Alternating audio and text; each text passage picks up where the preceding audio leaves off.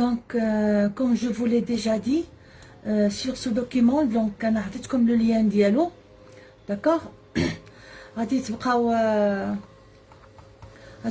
هابطين رانا عندكم لي بيرسوناج حنا شفناهم. d'accord. donc لو دوكيمون هو هذا. d'accord. حنا شفنا لا بيوغرافي، شفنا غير المعلومات اللي عندنا بها الغرض، شفنا لي بيرسوناج كامل. هو هذا اللي كنت عطيتكم اصلا. غادي نوقفوا هنا في لي تيم.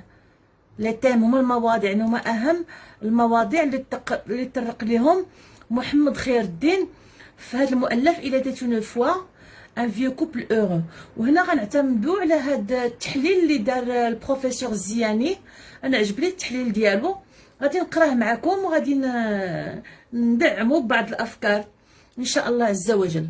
صافي مزيان نبداو. يلا دونك كيف ما كنت قلت لكم من قبل، سو رومان est une œuvre posthume. وكنا قلنا بان une œuvre posthume الى عقلتو une œuvre posthume قلنا هي اللي تنشرت من بعد الوفاة ديال الكاتب. بما ان حنا قلنا ان الكاتب il est mort en 1995 n'est-ce pas, et que le roman n'a été publié qu'en 2002, n'est-ce pas. Il raconte la vie d'un couple heureux où le vieux passe ses journées à écrire des poèmes en berbère, en langue tafinard, et à savourer les repas faits par la vieille, c'est-à-dire sa femme. Le récit sera développé en fonction du passé agité du vieux et ses pensées. Donc الرواية كلها غتبقى غادية كتسرد الحكي فيها غادي حسب بعض الأحداث اللي عاشها بوشعيب في الماضي ديالو والأفكار اللي كتجول في الخيال وفي الدماغ ديالو. لو بروغري اللي هو التقدم، le progrès vient provoquer un véritable changement au village paisible. Donc la vie paisible, la vie calme et le calme qui régnait اللي كان كيسود في هذيك القرية، ملي غادي يجي التقدم العصر رانا كيف ما شفنا غادي ياثر بزاف على هذاك التقدم، على داك الهدوء وديك الطمأنينة اللي كانت في القرية. بيان سور les poèmes du vieux seront diffusés à la radio et mis en chanson. كما شفنا في لو ريزومي les poèmes اللي غادي يكتب بوشعيب غادي تيسر فيهم وغادي يتنشروا، وغادي كذلك غادي يدوزوه كذلك في الاذاعه وفي التلفازه وغادي يتغناو. Alors هاد جو هي ديال البروفيسور الزياني كيقول لنا بان جو في اسيي كوم جو فو لافي سينيالي دو فو فير ديكوفرير محمد خير الدين لو سوسيولوج. وهاد القضيه انا كنت قلتها لكم في المقدمه الاولى، كنت قلت لكم بان في Il était une fois un vieux couple heureux الكاتب محمد خير الدين كيبان لينا بحال ان سوسيولوج، بحال شي عالم اجتماع اللي كيحط الاصبع ديالو على بعض يعني الآفات الاجتماعية، بعض الأمراض الاجتماعية، بعض الظواهر الاجتماعية اللي كانت في المجتمع المغربي أثناء الاستعمار وغداة الاستقلال. Donc le sociologue à travers l'étude de certains cas présentés au sein de son œuvre، يعني من خلال بعض الحالات اللي كهما الحالات اللي غادي يتطرق لهم محمد خير الدين في المؤلف ديالو Il était une fois un vieux couple heureux. alors من بين هاد المواضيع اللي غيتطرق ليها محمد خير الدين عندنا لا سيتوياسيون دو لا فام. شنو هي لا سيتوياسيون دو لا فام؟ وضعية المرأة. وضعية المرأة، لأن فعلا وضعية المرأة يعني في المغرب عرفت يعني تغيرات كبيرة ما بين يعني أوائل القرن العشرين يعني القرن الماضي، أواسط القرن الماضي، أواخر القرن الماضي، وكذلك بداية القرن الواحد والعشرين. يعني وقعت طفرات الحمد لله في وضعية المرأة.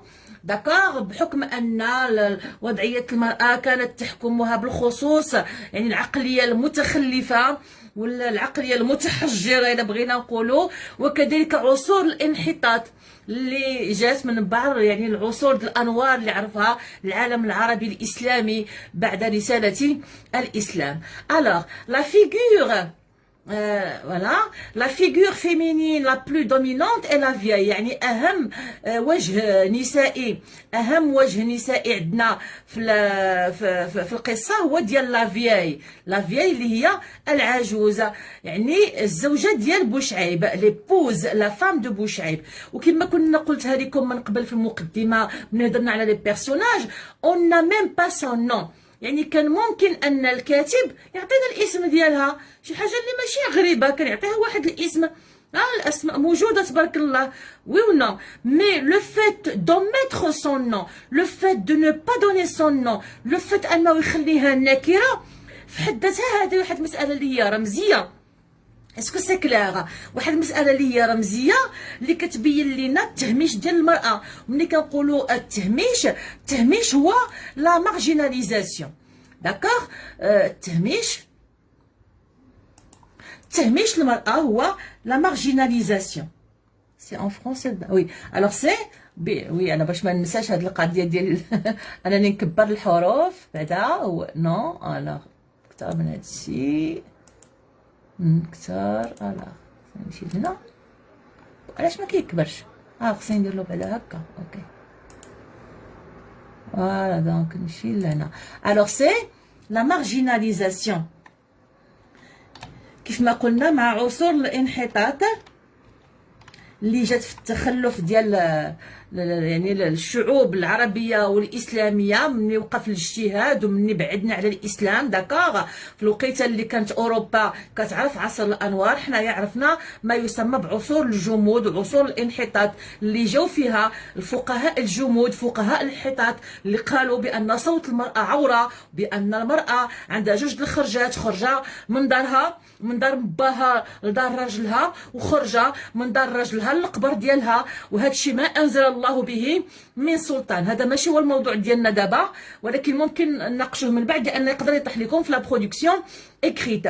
Donc la marginalisation de la femme، تهميش المرأة، لأن العقلية الذكورية كانت المرأة كتعيش في ظل الرجل، لدرجة أن كما قلت لكم هنا عندنا في المؤلف يعني ممكن نهضروا على الرمزيه ديال العاد ديال اننا الكاتب خلى المراه اللي هي واحد الشخصيه مهمه في المؤلف، واللي كانت مصدر الهام ومصدر واحد النوع من الراحه والانسجام اللي كان كيعيشوا مع نفسه بوشعيب، واللي كانت مصدر الهام بالنسبه لبوشعيب ومصدر اطمئنان في الحياه الزوجيه ديالو. تولي كتبدوا لي اسمه.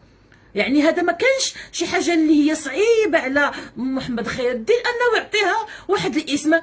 Est-ce que je me fais comprendre? Donc le fait de la laisser son nom est symbolique. Symbolisme de quoi? De l'anonymat, de la marginalisation de la femme qui n'avait pas un statut social. ما كانش عنده واحد القيمه اجتماعيه.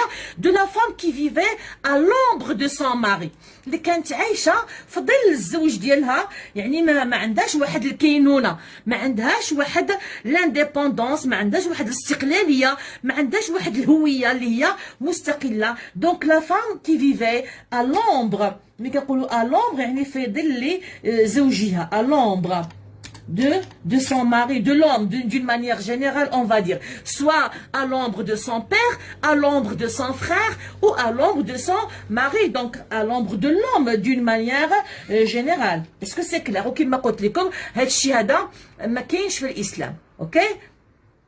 دونك حنا ما بغيناش هنايا لا ماجيسكول، بغينا غير هادي لي بلاكسون.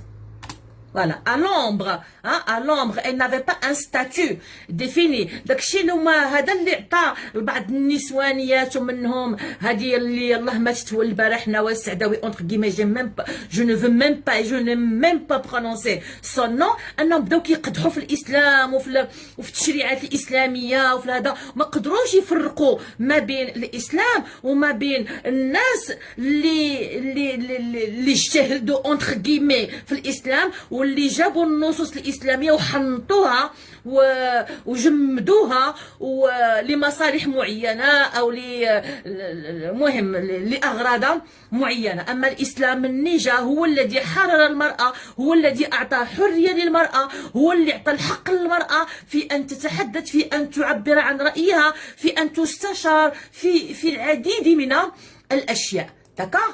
Donc, qu'est-ce que je disais? Oui, donc la vieille, voilà, la femme de Bouchaïb. Une femme qui passe son temps à fabriquer des tagines pour son vieux époux et qui doit sous-estimer heureuse dans toutes les situations. Non, alors là, il y a une faute. Et qui doit s'estimer heureuse. ماشي sous-estimer. هنا qu'il y a une faute عاوتاني. Et qui doit غادي نصححها لكم عاوتاني هنا اي كي دوا علاش دابا المشكل ديال هاد دابا لي دوكيمون اوغوزمون انا اللي كنصحح معاكم دابا بعض التلاميذ اللي غادي يمشي يقرا هاد دوكيمون غير بوحدو راسو يعني مشكله. الوغ سي با سا سي با sous-estimer لان شنو هي sous-estimer quelqu'un. sous-estimer سي لو كونترير دو استيمي. استيمي كيلكا هي ملي كتقدر واحد الانسان كتعطيه قيمه كتعطيه اون فالور.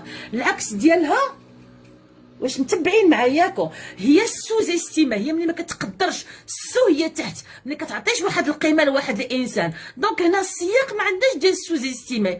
داكوغ هنا شنو كيقول لنا السياق فوالا يعني مرات بوشعيب اللي كدوز الوقت ديالها انها كتوجد طواجن pour son vieux époux et qui doit s'estimer heureuse dans toutes les situations. يعني المرأة في ديك الوقت كان خصها تحس براسها سعيدة في جميع الأحوال. لو فات أنها في الدار ديال واحد الراجل مستورة خاصها تحس خاصها تحمد الله وتشكره ما خاصها تطلب حتى شي حاجة.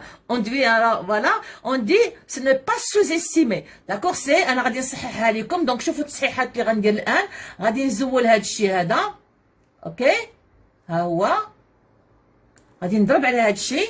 داكوغ وغادي ندير apostrophe qui doit s'estimer heureuse. يعني خاصك نتيا تعتبري راسك سعيده لانك مزوجه. غير لو فات انك مزوجه وفي الدار ديال الراجل هذاك الشيء هي قمه السعاده وما خصك تطلبي مازال حتى شي حاجه اخرى. بحال دابا مثلا غادي نقارنوا ما بين وحده خدامه وحده ما خداماش نقولوا انتيا tu dois t'estimer heureuse parce que tu travailles rien que parce que tu travailles ما خصك تشكي مثلا. donc on dit s'estimer heureux. D'accord? Donc, qui doit s'estimer heureuse dans toutes les situations, في جميع الأحوال et à toutes les conditions, في جميع الظروف. D'accord? Le bonheur est un apprentissage. السعادة هي نوع من أنواع التعلم. Donc, كنتعلموها c'est pas quelque chose qui tombe comme ça d'un bloc. Un mode de vie et non un sentiment. Et donc هنا واحد الفكرة كيفاش أن السعادة هي كتجي مع الوقت كتجي مع الحياة. d'accord? c'est un apprentissage هو تعلم. داكوغ وهنا راه عندنا تقريبا معنى ديال الحديث ديال الرسول صلى الله عليه وسلم انما العلم بالتعلم والحلم بالتحلم والصبر بالتصبر. دونك ما كايناش شي حاجه اللي هي زعما واحد لا نوسيون اللي هي ابستريت واحد المعاني اللي هي مجرده. لا الا نقولوا حنا السعاده ما نبقاوش نهضروا على السعاده كمعنى مجرد كما بالنسبه للناس ديال السنه الاولى بكالوريا اونتيغون كانت باغا واحد السعاده غير هكاك بالمعنى المجرد. ملي كيقول لها عما بان السعاده انك انت غادي تزوجي غيكونوا عندك وليدات انك عندك مثلا كتبغي القراءه بحال دابا حنا بالنسبه لينا نهضر عليا انا مثلا عندي محبقات مثلا جيم لو بريكولاج كندير معكم مثلا هاد الدروس. يعني كاينه سو كون ابل لي بيتيت جوا. ما يمكنش واحد يقول انا غير سعيد بالسلام. لا اشنا هي السعاده الفو لا ديكورتيكي خاصنا نقسموها ونقطعوها اطراف ونقطعوها اجزاء لان السعاده راهي شنا هي مابقاوش نهضروا على السعاده كوم سا دان بلوك. دونك هو هذا تقريبا المعنى ديال الحديث اللي قلت لكم ديال الرسول عليه الصلاه والسلام. فوالا ان مود ها هي ان مود دو في اي نو ان سونتيمون. هو نمط ديال الحياه يعني وهي واحد الطريقه في العيش ماشي ان سنتيمون والسلام. يعني انسان كيعيش بواحد الطريقه معينه عنده واحد العادات معينه عنده واحد الافعال واحد الاعمال معينه كيقوم بها. هذه اشياء كتوفر ليه السعاده. اما نبقى نقول انا السعاده انا غير سعيد اريد ان احقق السعاده. وشنا هي السعاده ما نعرفش. يعني عندي انا السعاده هو داكشي اللي كنشوفو في لي كليب ولا في لي فيلم امريكا ولا في لي فيلم اندو الافلام الهنديه ولا جو نسي با كوا. نو جو دوا افوار اون ايدي كلير دو بونور. دونك جو دوا لو ديكورتيكي يعني نقسمو. D'accord? Donc, une obligation et non un choix. Donc, une obligation et non un choix. كيفاش أن السعادة ممكن تكون يعني ماشي اختياريه ولكن هنايا اون اوبليغاسيون اي نون ان شوا. بالمعنى كنظن اذا فهمت انا المعنى ديال هذا البروفيسور الزياني. كما قلت لكم ماشي فكره مجرده، ما يمكنش تكون فكره مجرده، راه ممكن اننا نحققوا السعاده كما قلت الا حنا جلسنا مع نفوسنا وشفنا شنو يوميا مثلا شنو هي الاشياء اللي كتجلب لي السعاده، شنو هي الاشياء البسيطه اللي ممكن انها تجلب لي السعاده. وانا في الحقيقه يعني هذا عندي منهج في الحياه، انا عندي هذا منهج في الحياه. ممكن نخرج نتقدى ونجيب في يدي مثلا اون بلانت محبقه ب5 دراهم وندخل فرحانه ونزرعها داكوغ اي جو مو سون فريمون اوروز. اسكو جو مو في كومبروندر؟ ماشي بالضروره نخرج ونمشي ندير شوبينغ ونشري انا واحد المكانه ب500 درهم، ولا نشري واحد الكسوه، ولا جو سي با واحد الساك من زارا ب1000 درهم، ولا نو سو ني با سا كي في مون بونور. دونك pour créer son bonheur, on n'est pas obligé كما قلت ان خص واحد يقلب au fond de lui-même ces petites choses. Je parle de ces petites choses واللي الدين ديالنا كيسميها كذلك النعم، هذيك العطايا الربانيه اللي حنا ولفناها، وحيت ولفناها ما بقيناش كنعطيوها قيمه، فما بقيناش كنحسوا بالسعاده. وكما كنت قلت لكم من قبل ولينا كنفكروا غير في الاشياء اللي ما عندناش، ما كنفكروش في الاشياء اللي عندنا. دونك هذا موضوع تا هو فلسفي كبير، بما دخلته هنايا بما اقحمته غادي بركه انا بديت كنغوت ديجا وانا مازال ما عندي جهد، ما كنعرفش نهضر شويه. دونك جو باس. La femme à l'époque n'existait سبحان الله هيا la femme à l'époque n'existait que dans l'ombre. شتي هي المرأة في تلك المرحلة لم تكن توجد إلا في الظل، كانت عايشة غير في الظل فقط. et devait accepter son sort d'épouse fidèle et heureuse. وكان يجب عليها أن تتقبل مصيرها كزوجة وفية وسعيدة. ما خصهاش تشكى، ما خصهاش تقول بانها مضروره، ما خصهاش. وحنا هادشي حنا بالخصوص الجيل ديالنا، يعني الناس اللي عندهم دابا 60 عام 50 عام حتى 45 عام ربما 40 عام، وباقي بعض الامهات، يعني حنا عشنا هادشي مع الامهات ديالنا، كيفاش ان الام شحال هادي ما كانتش كتهضر بزاف، يعني كانت قابله. الان الاجيال ديال دابا ما بقاتش كتصبر بحال شحال هادي، ما بقاتش كتقبل، ولات كطالب بالحقوق ديالها، ولات كطالب بالانسانيه ديالها، ولات كطالب بالوجود ديالها. من قبل كانت انك تطالبي بحقوقك ولا ترفضي واحد الزوج، ولا انك تمشي تشتكي، ولا كتولي انت مرفوضه من المجتمع، انك تطلبي الطلاق كنتي كتكوني مرفوضه من المجتمع، مرفوضه من الاسره ديالك اللي هي قريبه ليك. ولكن الحمد لله ان الان يعني الظروف تبدلات، يعني انتشر الوعي، ما بقاتش الاميه كيف ما كانت من قبل. كاين واحد النوع من لا بريز دو كونسيونس، داكوغ، كاينه واحد النوع من لا بريز دو كونسيونس اللي انتشر في المجتمع، داكوغ، لا بريز دو كونسيونس اللي جا مع التعلم، اوكي، اللي جا مع التعلم، واللي باقي المغاربه خصهم يقطعوا فيها اشواط ديال محو الاميه وديال نشر الثقافه مع العلم. مع العلم انا كنفسحنا واحد القوس، انا ملي كنهضر على يما الله يرحمها مثلا، راه واخا كانت اميه كانت واعيه، كانت واعيه. الان كنشوفوا تبارك الله شابات وشباب اللي هما قاريين ولكن ما عندهمش الوعي، ما عندهمش نضج، ما عندهمش وعي، يعني ممكن نقولوا بانهم كيعرفوا غير يقراو ويكتبوا فقط، اسكو سي كلير، ولكن ما عندهمش وعي، ما عندهمش واسع نظر، ما عندهمش نضج. اسكو جو مو في كومبروندر؟ راه ممكن دابا تلقى ان جون في دو 30 ربما عندها الدكتوراه، ولكن ما عندهاش تجربه في الحياه، ما عندهاش نضج، ما عندهاش افق واسع. ولينا كنشوفوا دابا سيغ ان كو تيت ان كوبل، يعني يلاه تزوجوا ممكن دغيا يطلقوا، ممكن دغيا يعني يا ان مونك دو ماتوريتي، داكوغ، كاين واحد النقص في النضج، داكوغ، ان مونك دو ماتوريتي، فيه واحد النوع من التسرع في اتخاذ القرارات في داكوغ. هاد ماتوريتي انا ما عنديش لاكسون سيركونفلكس، هاد فوق منها واحد لاكسون سيركونفلكس اللي هو ديك لاكسون شابو، هي ان مونك دو ماتوريتي، داكوغ، فوالا. Donc, un mode, voilà, la femme à l'époque n'existait que dans l'ombre et devait accepter son sort. ما كانش عندها حل لأن أقرب الناس إليها كانوا كيقولوا لها سير يا بنتي رجعي لدار راجلك. D'accord? D'épouse fidèle et heureuse. Et هنا donc هنا عندنا واحد المقطع من النص في la page 37. Je dois t'apprendre une chose, femme, dit le vieux. Une chose très importante. On est heureux ensemble, n'est-ce pas? Oui, mais sans enfant, bah, c'est mieux ainsi. Dieu l'a voulu. La lignée est finie. Même des rois ont subi ce sort. Donc, هنا عندنا واحد في الحقيقة هذا المقطع هنا هادي نقراه بعد التعليق ديال هذا الأستاذ. Dans ce passage, la stérilité d'un homme n'est pas discutable. Oui, donc هنا عندنا بوشعيب et sa femme, c'est un couple qui est stérile.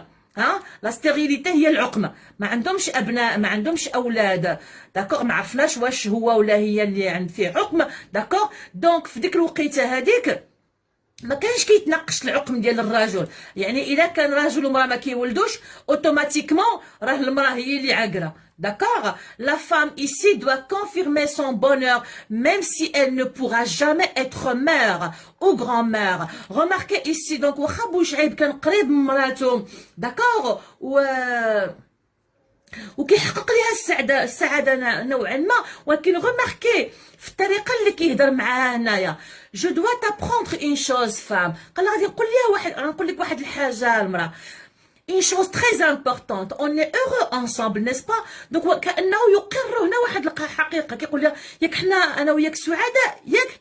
قالت له نعم، ولكن يعني بلا دراري. شوفوا لي 3 بوين دو سسبونسيون، ما خلاش تكمل كلامها، ولكن يعني ما عندناش الدراري، بالنسبة ليها هي يعني ما غتكتمل السعادة إلا بالوليدات. با سي ميو انسي، هو كيعبر على الرأي ديالو هو وكأنه يحتكر الرأي ويحتكر الكلمة.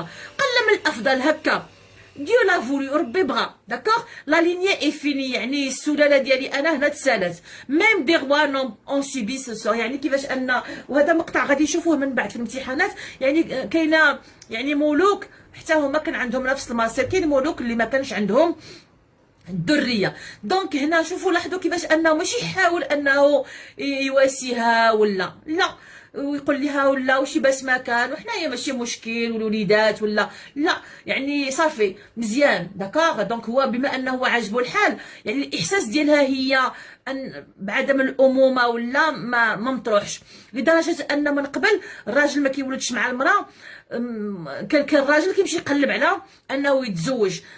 عمر المراه ما كانت ممكن انها تطلب الطلاق وتمشي هي تتزوج، لان بحثا على ديك الامومه. علاش لا؟ لان ديك المساله اللي هي فطريه في المراه، ان المراه تمشي تطلق وتمشي تتزوج، ويلي عيب وحرام والشوها.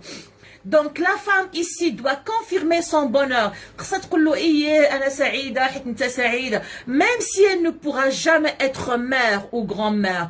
Pourtant la stérilité d'une femme est une honte، لان فعلا العقم ديال المراه كان شي حاجه اللي هي شيم، شي حاجه اللي هي يعني حشومه، une chose inexcusable، يعني ما كيعذروهاش. En effet la société ne pardonne jamais une femme inféconde، لان المجتمع عمره ما كان كيعذر المراه اللي هي ما كتولدش. كي دوا غوماريي سون ماري، وهذه كانت من بين التقاليد اللي كانت في المجتمع من قبل، ان المراه اذا كانت عاقره كخصها هي تزوج راجلها et lui trouver une autre femme. Dieu dans ce sens aura d'autres choses à dire. Mohamed Khair el-Din traite ici un problème socio-culturel، وهذه من بين يعني المشاكل الاجتماعيه والثقافيه اللي كاينه واللي باقا كاينه لحد الان في المجتمعات يعني العربيه. socio-culturel d'une manière dérisoire et met ainsi le bonheur de ce couple entre parenthèses. bah oui، حنا العنوان ديال الكتاب ديالنا عندنا il était une fois un vieux couple heureux. certes que c'est un couple qui vit en harmonie، حنا قلناها يعني عايش في الانسجام، لارموني. هاد الكلمه كنا شفناها من قبل، لارموني نعقلوا عليه، لان هذا هو يعني الطابع العام ديال هذا المؤلف، ديال هذه الحياه الزوجيه ديال هذا لو كوبل، هو لارموني، الانسجام، داكوغ. ولكن دونك فينا هي فوالا شنو قلنا؟ دونك قلنا voilà. aimer ainsi le bonheur de ce couple, entre parenthèses. Oui, comme Anna, certes, bien, le titre de notre livre, c'est « Il était une fois un vieux couple heureux ». Mais est-ce que ce couple était vraiment heureux? Est-ce que c'est clair? À l'époque, ne pas avoir d'enfants, d'accord? Oui, c'est un couple qui vivait en harmonie. Mais le fait de ne pas avoir d'enfants, est-ce que ce couple ne vivait pas une certaine, quand même, une certaine frustration? واحد نوع من أنواع الحرمان, la frustration, d'accord? Certes, il était heureux, mais il vivait quand même une sorte de frustration. Hein? Le fait de ne pas avoir d'enfants, c'est une sorte de frustration. Comme quoi, donc, le bonheur ne peut jamais être un bonheur total, un bonheur complet. Et ça, donc, l'Ardia, bien sûr, d'accord? Et donc, la question qui se pose, y a-t-il vraiment un vieux couple heureux dans notre roman? N'oublions pas que l'auteur n'a pas avancé le nom de la vieille, qui sombre dans l'anonymat. Donc, l'anonymat, هو يعني nakira. Donc, احنا شفنا كيفاش أن الاسم ديال السيدة يعني nakira. Donc, si ce couple était vraiment heureux, on aurait le nom de Bouchaïb et à côté de ce nom, D'ailleurs, Mohamed Khairdin, dans un style à détour, semble bien répondre à cette question. Donc, ça veut dire que le couple n'était pas vraiment heureux. Alors, donc ça, c'était pour la situation de la femme. Alors, le deuxième thème abordé par l'auteur dans ce roman, c'est l'argent. C'est le thème de l'argent. L'argent devient la règle du jeu. المال يعني ولا هو القاعدة. هو القاعدة بمعنى أن المال هو اللي كيحسم يعني العلاقات ما بين الناس ولا هو الأساس. ملي كنقولوا l'argent devient la règle du jeu, ça veut dire que l'argent est très important. Hein? Ça veut dire que l'argent a une importance, a une grande importance. Ok? مزيان غادي مزيان. Voilà, c'est très bien. Alors, dans son roman, il était une fois un vieux couple heureux. Mohamed Khairdin signale le changement que la société a subi à cause de l'intervention européenne et américaine. إذا في هذا المؤلف هذا الكاتب كيذكر لنا التغيرات أو التغير اللي وقع في المجتمع المغربي بيان سور داكور بسبب ماذا؟ بسبب الانترفونسيون التدخل الغربي اللي هو التدخل الأوروبي داكور فوالا أوروبيان التدخل الأوروبي والأمريكي لأن كانت عندنا اون باز أمريكان نيت هنا في قنيطرة دونك التدخل الأوروبي والأمريكي لي جون سون devenus avides d'argent داكور الناس لي جون الناس ولاو متعطشين avide هي assoiffé avide assoiffé d'accord avide متعطشين avide d'argent يعني assoiffé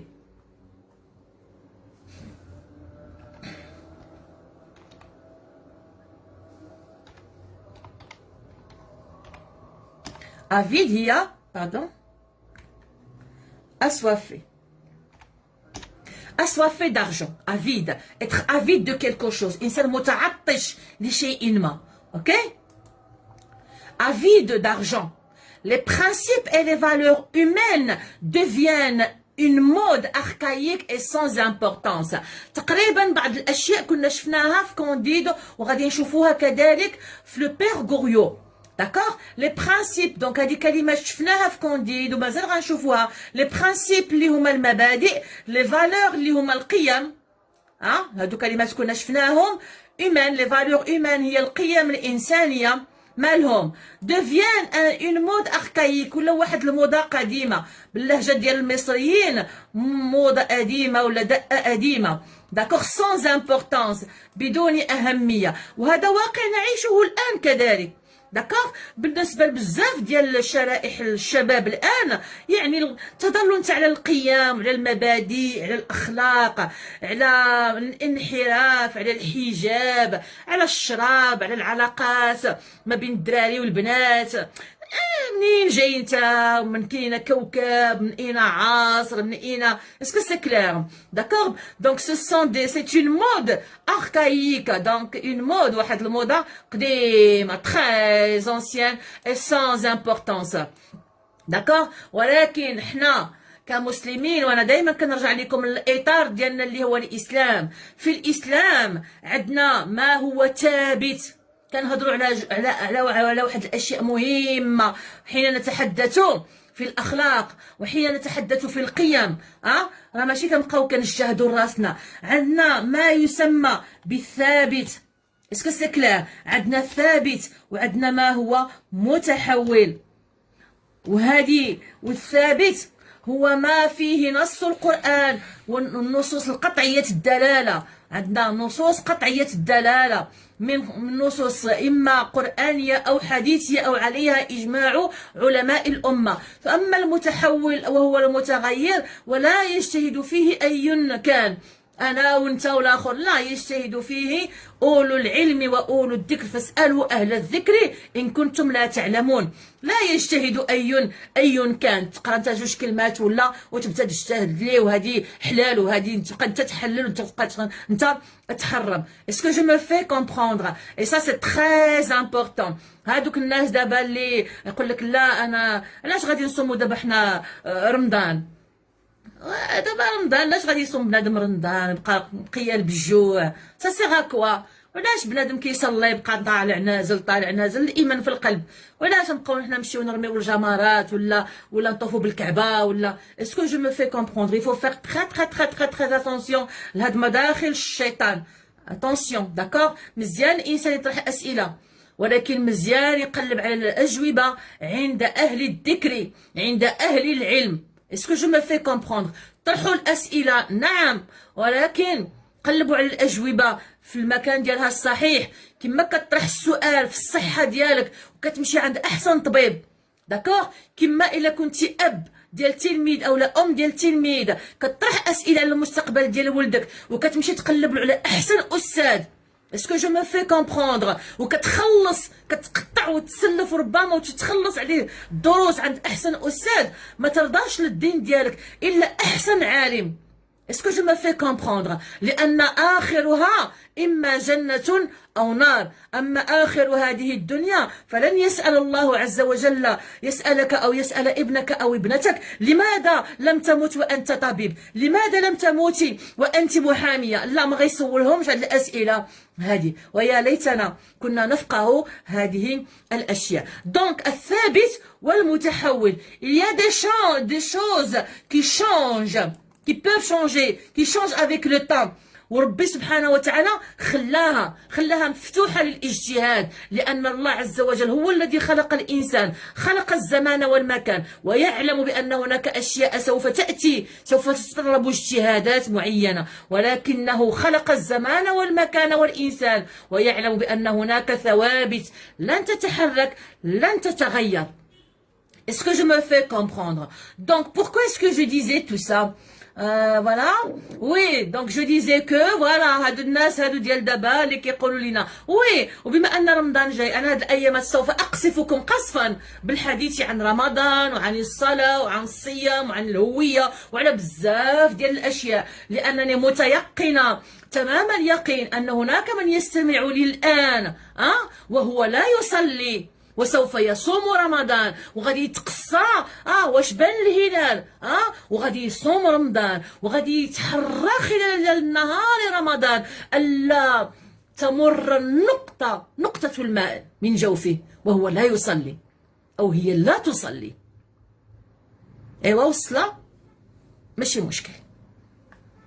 هنا راه خصنا نخدموا عقلنا. اسكو جو مو في كومبروندر؟ راه خصكم تخدموا بالعقل يا عباد الله.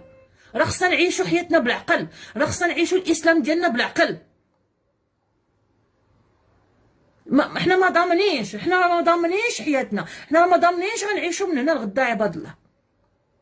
رمضان جاي والعائلات دابا مشغوله دابا بالتنقيه ديال الزنجنان وبالشباكيه واش هادشي علاش رمضان دار؟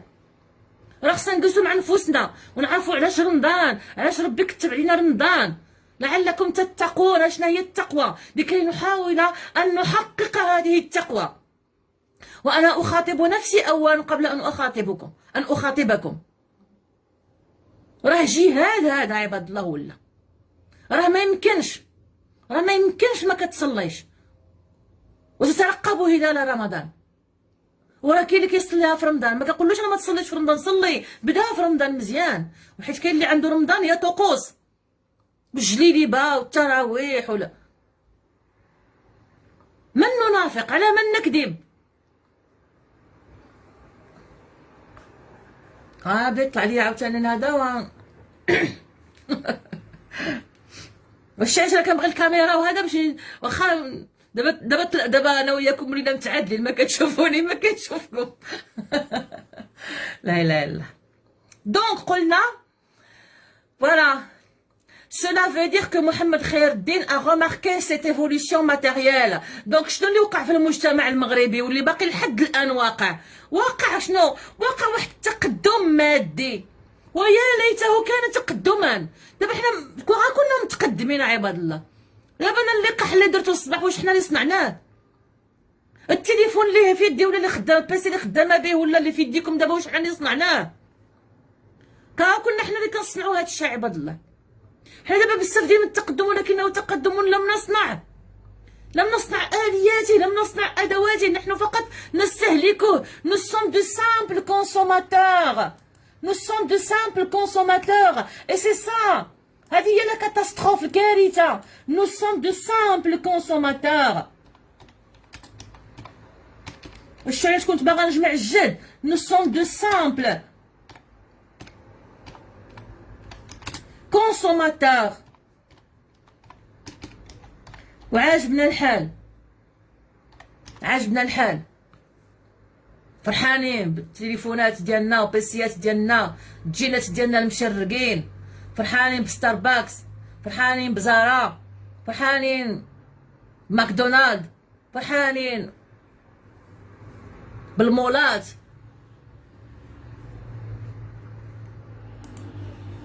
une évolution matérielle، تقدم مادي، ولكن احنا بالنسبة لنا ce n'est même pas une évolution puisque nous sommes des consommateurs qui pénétraient nos foyers التي كانت تدخل بيوتنا، les foyers nos بيوتنا، et bouleverser nos convictions، كانت تدخل بيوتنا وكانت تقلب رأسا على عقب قناعاتنا. les convictions هما القناعات، هذه المصطلحات كلها شفناها في كونديد، لأن هذه التغيرات اللي وقعات كلها فعلا دخلات البيوت ديالنا. وشنو دارت معاها؟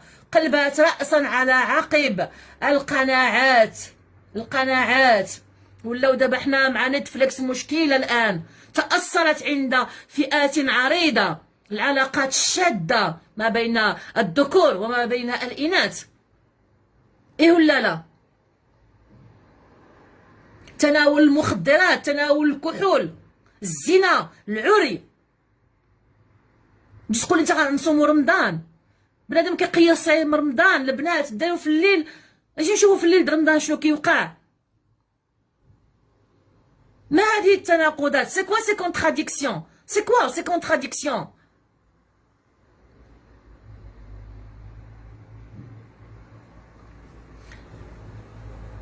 دونك لي كونفيكسيون خاصهم يكونوا ها هما هادو لي كونفيكسيون، القناعات ديالنا. راه ما يمكنش تكون عندك القناعه ديال التوحيد وتكون كدير هاد الشيء هذا مخالف للتوحيد. لا فوا، ها هي لا فوا، الايمان. ماشي انا كنقول هاد الشيء، لا فوا، الايمان، لا فوا دي زونسيان، يعني الايمان الاباء والاجداد. n'a plus de place dans un monde où on va bientôt renier père et mère pour de l'or. هذه الجمله كيقولها بوشعيب، كيقول لك بان الايمان ديال الاباء ما بقاتش عنده بلاصه في واحد العالم اللي قريبا on va bientôt قريبا renier. ما معنى renier؟ يعني سوف نتنكر لآبائنا وأمهاتنا من أجل الذهب، أي من أجل المال.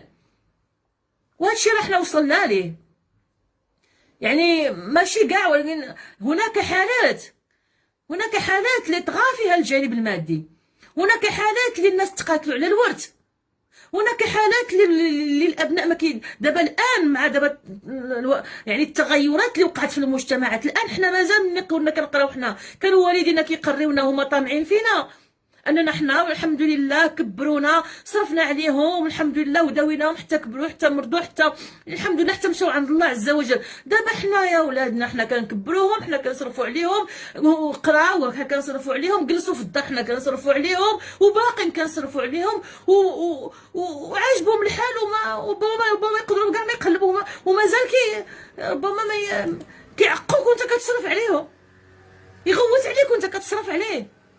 غير المساعده ديك المره كتقولها ليا السيده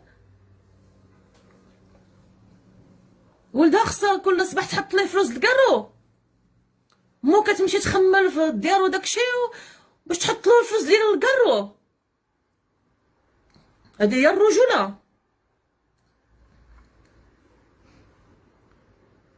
غنيي انا كنتنكرو، كاينين الناس اللي تنكروا لخوتهم على ود الورث. من بعد القضيه ديال الغنيه بيغاميغ راه حنا بقينا بدينا كنمشيو في هذا الاتجاه هذا، ملي ولاو عندنا دابا دور العجزه، ولينا كما قلت لكم داكشي ديال نتفليكس هذا غيأثر عليكم، بغيتو ولا كرهتو كشباب غيأثر علينا.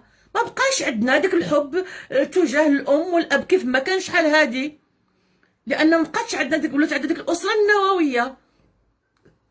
اي انكور ولينا كنحسوا بوالدينا كوم فاردو، بحال واحد التقع الكاهل ديالنا من دابا، هما باقيين بصحتهم، اما الا مرضوا علم الله شنو غنديروا بهم. ما كنعممش، ولكن حنا بدينا في هذا المسار هذا. شنو كيقول لنا عاوتاني بوشعيب؟ لي جون نو سون بلو او ميم، يعني الناس ما بقاوش كيف ما كانوا، تبدلوا. ils ne respectent plus que l'argent، ما بقاو كيحترموا غير الفلوس. دابا هادشي قالوه محمد خير الدين في ستينيات القرن الماضي. l'argent est encore l'argent، الفلوس الفلوس الفلوس. ils vendent tout pour l'argent، كيبيعوا كلشي من اجل المال. يعني الانسان ولا كيبيع الشرف ديالو من اجل المال. هادشي كاين ولا ما كاينش؟ الانسان كيبيع الكيف من اجل المال، يبيع المخدرات من اجل المال، كتبيع الشرف ديالها من اجل المال. Oui ou non? Certes, comme je l'ai toujours dit, nous sommes les garants de la tradition. وكيدوروا كيقول لمراتهم كما كنقول لك دائما، حنا ان شاء الله حنا الضامنين ديال التقاليد. لي غارون هما الضامنين ديال التقاليد. مي فياي ولكن يا المراه بيان سور سيت بياس دارجون نو باردون هنا كان كيهضر معاها على ديك لي بيجو، على ديك الحولي ديالها اللي كانوا ديال النقره. مي فاي ماشي فياي، باردون هنا فاي، هنا كاين خطا عشان قريتها فياي داكور. هنا كاين خطا، فاي هنا سي فاي، دونك انا حيت ملي قريتها مشيت مع فياي. هنا غادي تزولوا ديك اي، كينصحها كيقول لها حريصي فاي، غادي تزولوا هاد اي، هادي اي زولوها هكا. فاي غيقول ليها فاي، سي لو فيرب فيي. فيي هي سهر يسهر، من اجل الحفاظ على. اون دي كو اون بار دو لا فيوز، البوله اللي كديرها في الليل فيي. اون دي كو لا مامون فاي سور سا فامي، تسهر على راحة أبنائها. دونك هو بوشعيب كيقول ليها فاي بيان سور سي بياس دارجون. سي كيل بياس دارجون ايسي؟ سو سون لي بيجو ديالها، ديك الحولي ديال هاد النقره ديال الشلوح. إليا دي ترافيكون دوبجي غار بارتو، قال لأن كاينين ديك التجار اللي كيستغلوا يعني الأمية والجهل ديال العيالات، وكيجيو يشريو منهم هادوك الآخر. تو كيت لو بيي، وداك وهاد لي زوبجي هادو، هاد الحولي راه كيكون راهما موجهين كلهم لبرا، كيتباعوا على برا. سون فا ايور اون نو سي كومون، يعني داكشي كيتهرب على برا. ميم لي زونسيان كوفر دو بوا، حتى ديك الصناديق ديال الخشب القديمه اللي كانوا كيحطوا فيها كيستعملوها كوم دي زارموار. il faut se méfier des camelots qui passent. قال لها ردي البال، حذاري ردي البال، قال لها احتاطي. سو ميفي هي قال لها احتاطي، ردي البال من هذوك التجار المتنقلين اللي كيدوزوا في الزناقي. في لاباج 44.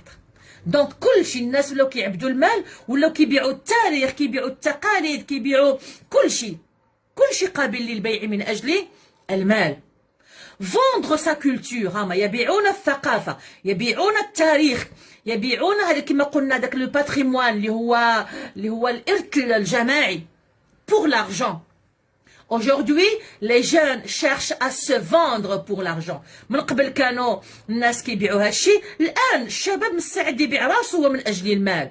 pour se trouver à l'autre côté du rive, de la rive, ماشي du rive, à l'autre côté de la rive, du rive, يعني في الجانب الآخر من الشاطئ. مساعد وانه يبيع مخدرات ولا يبيع اي حاجه ولا مو تخدم وتجيب له ديك الفلوس ولا تبيع الدار ولا جو سي با كوا باش تدبر له على الفلوس باش يمشي يحرق. اسكو سي كلير؟ داكوغ. دونك في عوض دو ريف غادي ديرو دو لا ريف، يعني الجانب الاخر من لا ريف، يعني الوجهه الاخرى من البحر. دو لا ريف، الجانب الآخر من الشاطئ. D'accord? Le talent du sociologue qui cherche à analyser les causes et les effets se voit dans les conversations interactionnelles entre le vieux et sa vieille. Donc, في ديك النقاشات، ديك الحوارات اللي غادي نشوفوا ما بين بوشعيب ومراته، كيبان لنا، كتبان لنا الموهبة. لو تالون هو الموهبة ديال محمد خير الدين اون طونك سوسيولوج، كعالم اجتماعي، يعني ديك العين ديالو المتفحصه التي تبحث، كيشيرش اناليزي، اللي كيقلب في التحليل لي كوز اي لي زيفي. عقلت على لي كوز اي لي زيفي عقلت على لي كوز اي لي زيفي مع من؟ مع بونغلوس، الاسباب والنتائج. سو فوا دون لي كونفرساسيون، يعني بقى كيقلب بوشعيب هو كيناقش مع مراته، بقى كيقلب على اشنا هما الاسباب اللي اداو بالمجتمع المغربي لهاد التغيرات وهاد الانتقالات اللي وقعت في المجتمع المغربي. يعني ديك الحوارات اللي بين بوشعيب لو فيو اي سا فياي كي اساي دابروشي لي فينومين سوسيو كولتور، يعني كانوا كيحاولوا يقربوا ويلمسوا عن قرب يعني هاد الظواهر لي فينومين هما الظواهر السوسيو ثقافيه qui les inquiétait et qui nécessitait une étude urgente. لان هاد الظواهر اللي كانت بانت في المجتمع وفي القريه يعني كانت كتخلعهم، يعني كانت مقلقاهم وكانت خلعاهم وكانت فعلا محتاجه للدراسه. Quoique ces conversations semblent ordinaires, elles sont lourdes au niveau sémantique. واخا ملي كنقراو دابا، ملي كتجلس تقرا يعني ملي كتجلس تقرا يعني هذا المؤلف هذا، ملي كتجلس تقراه يعني كيجيك قراءه بسيطه، حوارات يعني بسيطه ما بين بوشعيب ومراته، ولكن هي من ناحيه يعني سيميائيه، من ناحيه المعاني يعني فيها معاني ثقيله. داكوغ. سورتو لورسكيل تريت لي مو عقلتو على لي مو، حتى هي شفناها في كونديد، n'est-ce pas? Les mots اللي هي le pluriel ديال le mal, n'est-ce pas? Le travail éloigne de nous trois grands mots, hein? Le mal هو الشرور. Voilà, les mots اللي هما يعني المشاكل، الشرور، les vices، المشاكل، et les soucis، les problèmes historiques يعني التاريخية. Ou lorsqu'elle s'exprime sur le conflit des générations. دونك يعني كيبان لنا كما قلنا الموهبه ديال الكاتب في التحليل، يعني في الخطاب كما قلت لك، الحوارات ما بين بوشعيب ومراته، المحاوره ديالو في البحث على كما قلنا الاسباب ديال هذه الظواهر الاجتماعيه. داكوغ. البحث على الاصل ديال هذه المشاكل وهذه الشرور وهذه الاشياء اللي بانت في المجتمع واللي بانت كذلك حتى في لو كونفلي دي جينيراسيون اللي هو صراع الاجيال. غنهضروا كذلك على صراع الاجيال. لو كونفلي دي جينيراسيون حاضر بقوه وحنا غادي نشوفوه هنايا. داكوغ. هو لو كونفلي دي جينيراسيون هو صراع الاجيال، يعني ما بين دي جينيراسيون مختلفين في السن.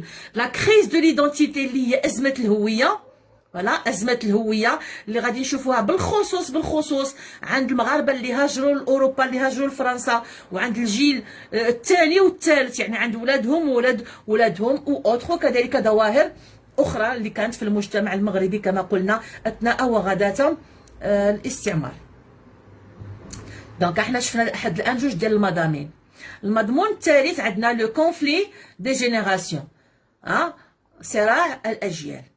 سي ان فينومين سوسيو كولتورال حتى هو، يعني هو ظاهره سوسيو اجتماعيه سوسيو ثقافيه ايفيدون، يعني ظاهر كلير باين عندنا ظاهر وباقي لحد الان كاين في المجتمعات، كي ديستانغ شاك ايبوك اي كو محمد خير الدين برون لو طون ديكسبوزي et d'analyser dans son roman. يعني كذلك من بين المواضيع اللي محمد خير الدين عطاها الوقت في التحليل في العرض في العرض d'exposé وفي التحليل في المؤلف ديالو. Il était une fois un vieux couple heureux. C'est celui du conflit des générations. D'abord, أولا, il met l'accent sur la solidarité qui n'existe plus même entre les membres de la même famille. أول حاجة غيوضع عليها الأسبوع ديالو هي ديك التضامن، لا سوليداريتي اللي ما بقاتش حتى ما بين الأعضاء ديال نفس الأسرة، الخوت، الخوال، العمام، داكوغ. يعني كيفاش ان الاسر ما بقاتش متضامنه، ولا كل واحد نفسي نفسي. كما قلت ما بقاش ديك الاسر الممتده كيف ما كانت شحال هادي كبيره، وشي كيسند شي وشي كيوقف مع شي، وداري هي دارك وولادي هما ولادك وما كلتي هي ما كلتك. لا، ما بقاش داكشي، داكوغ. دونك ما بقاش ديك التضامن غادي وكيرجع، داكوغ. Voilà, cette tendance de l'individualité. ملي كنقولوا التضامن ما بقاش، اذا كاينه النزعه الفرديه. لا توندونس دو لانديفيدواليتي هي النزعه الفرديه. يعني ولا داكشي اللي في اوروبا حنا غاديين فيه، النزعه الفرديه. لا توندونس دو لانديفيدواليتي. ايغوسنتريك، النزعه الفرديه الانانيه. ايغوسنتريك فيها ليغو، ليغو الانا، ليغو الانا، انانيه، داكوغ. qui caractérise désormais la société marocaine. اللي بقات غاده وكتنتشر في المجتمع المغربي. Cette envie de voler avec ses propres ailes, de partir, de vivre ailleurs. Donc ما بقاش الشباب، ما بقاش بنادم باغي يبقى مع الاسره ديالو، يكبر مع الاسره ديالو في الاسره الممتده، لا، ولاو تعدى ديك الاسره النوويه، ولا كل واحد باغي يستقل براسو، كل واحد باغي يعيش بوحدو، كل واحد باغي يستقل بدارو بمراتو بولادو. Cette envie de voler avec ses propres ailes، ان واحد باغي يطير يعني بجناحاتو. يعني هذه c'est une forme، c'est une métaphore, c'est-à-dire d'être libre, de voler avec ses propres ailes. D'accord, pardon. Ah, qu'est-ce que j'ai fait?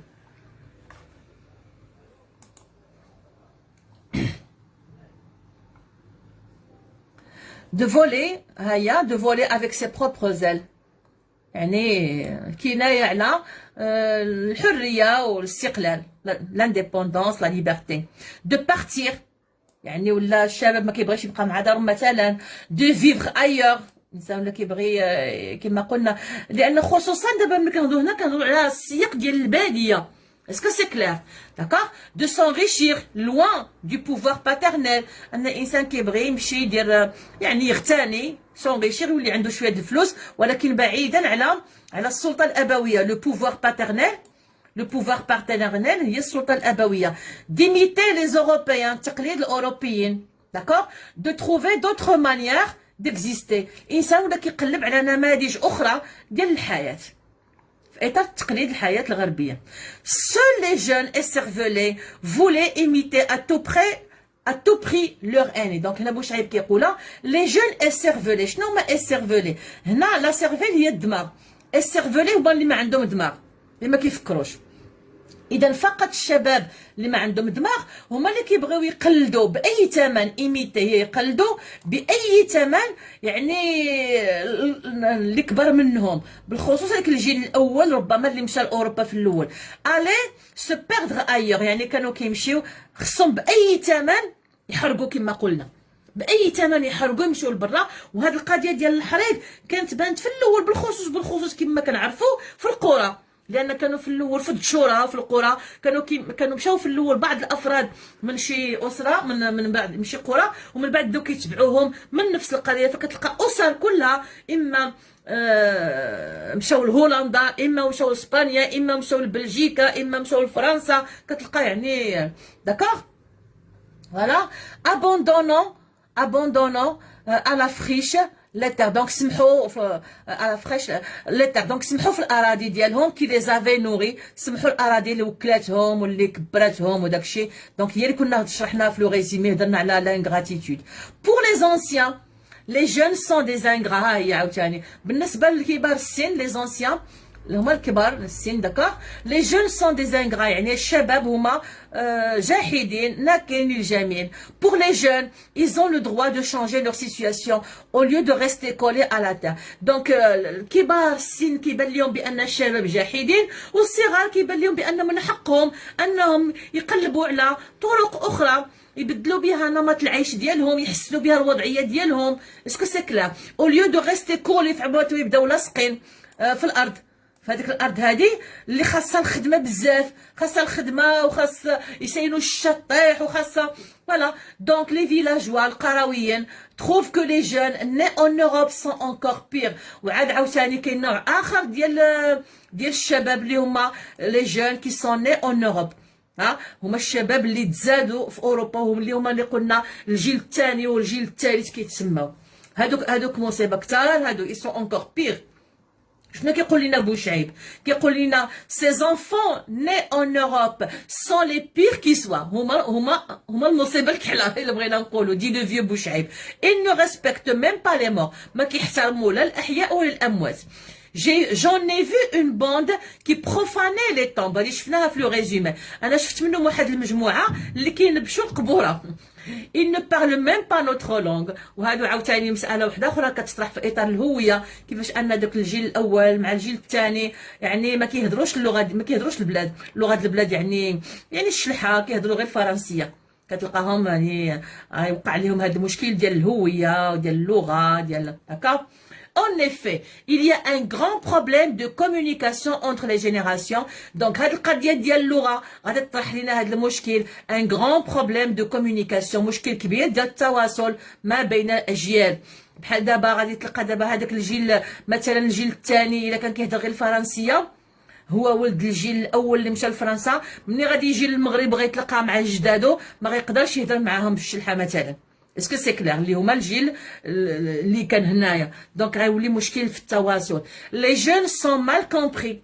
دونك هنا غادي تزيدوا واحد ام، سون مال كومبري يعني غير مفهومين، ما كيفهموهمش والديهم وجدودهم وداكشي. سون مال كومبري. هنا غادي ديروا واحد ام، غادي تزيدوا واحد ام يعني ما كيفهموهمش. سا فيان دو فيرب كومبروندر. اوكي sont mal compris et mal vus. يعني والنظره اللي كيشوفوهم بها القدماء يعني الناس اللي كبار في السن، لي زونسيان هما اللي كبار في السن، يعني كيشوفوا لهم واحد النظره خايبه. ils sont mal vus كيشوفوهم نظره خايبه، qui n'arrivent pas à saisir leurs pensées يعني ما قادرينش يفهموا لهم الافكار ديالهم، leur transformation subite والتغيرات اللي كيعيشوها هذوك الشباب، ou leur tentative de se trouver dans un monde sans frontières. والمحاولات ديالهم انهم يعني يعيشوا في واحد العالم بدون حدود، يعني ماشي العيالات الرجال مثلا الثقافات اسلام يهودي، يعني بزاف ديال الامور اللي الشباب الان يعني او تو سو كومبليك اي سو كروز. كيفاش يعني عالم ديال اللي كيهضروا عليه دابا ديال التسامح وديال ديال الثقافات المتعدده وديال هذه كلها مواضيع كما قلت لي ممكن يعني تطرح من بعد في لي برودكسيون انكريت تنشوفوهم ان شاء الله. محمد خير الدين ا بيان انديكي سي ميوتاسيون. هاد لي ميوتاسيون هما لي شونجمون، لي ميوتاسيون هما لي شونجمون التغيرات.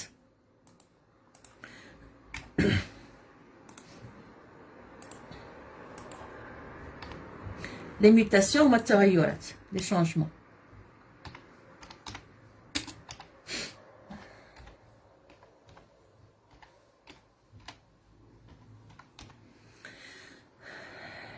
Les mutations هما les changements.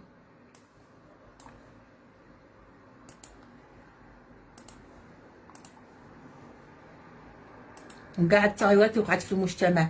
دونك كو لي جون سوبيس سون زاري. وهذا الشيء دابا حنا واقع حتى الان حنا كاباء الان دابا لا جينيراسيون ديالنا، لان من يدخل من اواخر القرن العشرين وهاد العقدين الاخيرين من الزمن التغيرات في العالم غادا بواحد الوتيره سريعه بزاف.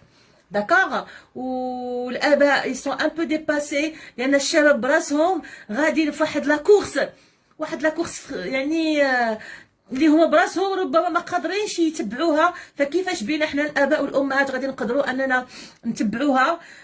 يعني فعلا ولينا في واحد داخلين في واحد لونغروناج اللي نسال الله فيه يعني الثبات وكذلك السداد والحكمه والرشد والرشاد من عنده سبحانه عز وجل. دونك سوبيس سانز اري، يعني باستمرار، ها، sans arrêt بدون توقف، et qui modifie leur façon d'agir ou qui change modifie كذلك qui change. Donc les mutations ou les modifications, les changements ou les modifications, ce sont des synonymes. Leur façon d'agir, يعني طريقة التعامل ديالهم، d'accord, et de voir les choses, de concevoir طريقة الرؤية ديالهم للأشياء. يعني كيفاش ان يعني الرؤيه ديال الانسان الاشياء كتغير بسرعه كذلك. داكشي علاش انا قلت لكم قبيله لان كاين هذا الشيء هذا، الانسان المسلم راه خصو يرد البال، خاص يبقى عنده ديك الاطار اللي هضرنا عليه اللي سميناه لو كادر ريفيرونسيال، اللي سميناه لو كادر ريفيرونسيال. الى عقلتو غادي نزيدو نهضروا عليه لانه مطروح هنا كذلك بحده، لو كادر ريفيرونسيال، واللي سميناه بالعربيه، شنو سميناه بالعربيه؟ الاطار. وي دونك الاطار المرجعي. راه اذا ما كانش عندك الاطار المرجعي واضح مشيتي خلا، لان هاد الاشياء هذه خصها تكون عندك مضبوطه. اذا ما كانش باردون، دونك اذا ما كانش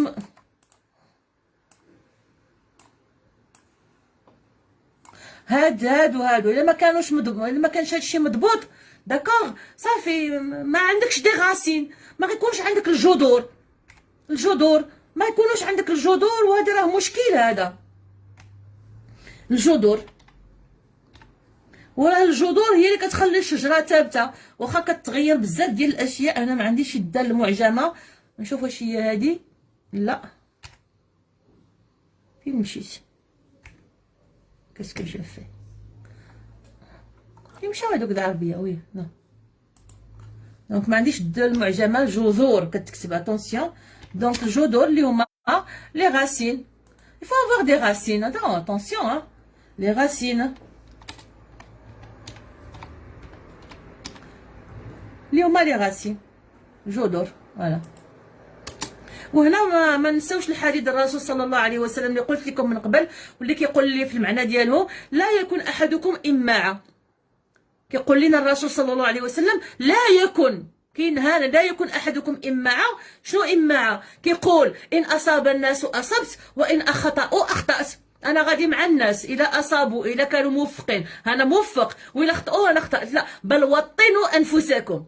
ان اصاب الناس اصبتم وان اخطاوا ما تمشيوش معاهم، شدوا في راسكم.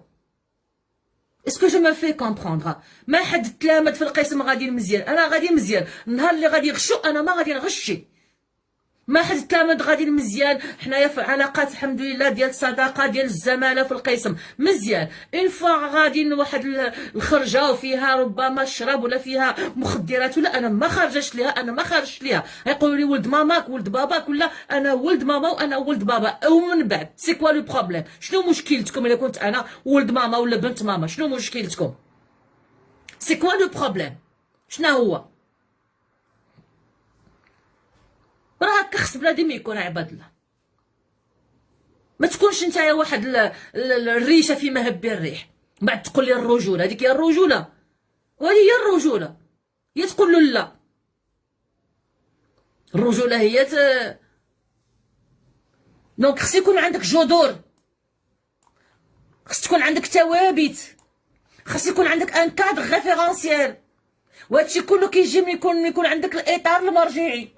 وهذا الاطار المرجعي ملي كيكونوا عندك القناعات، لي كونفيكسيون. الا ما عندكش لي كونفيكسيون مشيتي خلا، كتضحك على راسك، ما كتضحك على حتى شي واحد اخر. Il anticipe déjà sur le rôle de la technologie. Il anticipe. شوفوا كيفاش وكأن محمد خير الدين تنبأ، يعني كيسبق الاحداث. انتيسيبي هي سبق الاحداث سور لو رول دو لا تكنولوجي، في الدور ديال التكنولوجيا. خصو يجي يشوف دابا شنو واقع لينا حنا كاباء، وكيفاش ان ولينا حنا في ديورنا ما قادرينش نمنعوا مواقع الاباحيه، ما قادرينش نمنعوا بزاف ديال الاشياء، وما قادرينش ان لم نحصل ابناءنا بالقيم ونربيهم على القيم، وكنقولوا لهم وهذا الشيء اللي قادين عليه حنايا. كتزرع في ولادك القيم وكتخليهم ما عندكش كي دير تطرق، ما عندكش كيفاش دير. يستحيل الان انك تطرق على شي واحد الا ان تشبعه بالقيم وان تكون قدوة حسنة امامه وتتركه بين يدي الله عز وجل الرحمن الرحيم. هادشي اللي كاين. اما شحال هادي راه كان الجار كيحضي ومول الحانوت كيحضي وما كاين لا تكنولوجيا ولا et la place qu'elle va occuper dans la société، والمكانة التي سوف تحتلها أولادها في المجتمع. وإحنا وصلنا لهذا الشيء هذا الآن، المكانة اللي غتحتلها التكنولوجيا في المجتمع. راه بدات بداكشي صغيور، كيفاش على الراديو دخل الصداع والتخرشيش ديالو في القرية الهادئة ديال بوشعيب، وكيفاش دابا حنا الآن شوفوا كيفاش التكنولوجيا. غادي نوقف هنا لانني عرفت واش نوقف هنا ولا نزيد. غادي نوقف هنا حيت راسي بدا كيضرني، وفي الغالب نتلاقاكم غدا ان شاء الله. غادي نحاول باذن الله كل ما لقيت راسي جاده غادي نتلاقاكم. كنتمنى انكم تكونوا استفدتوا. خلوا لي في التعليقات الا كاين شي ملاحظات، والسلام عليكم ورحمه الله تعالى وبركاته.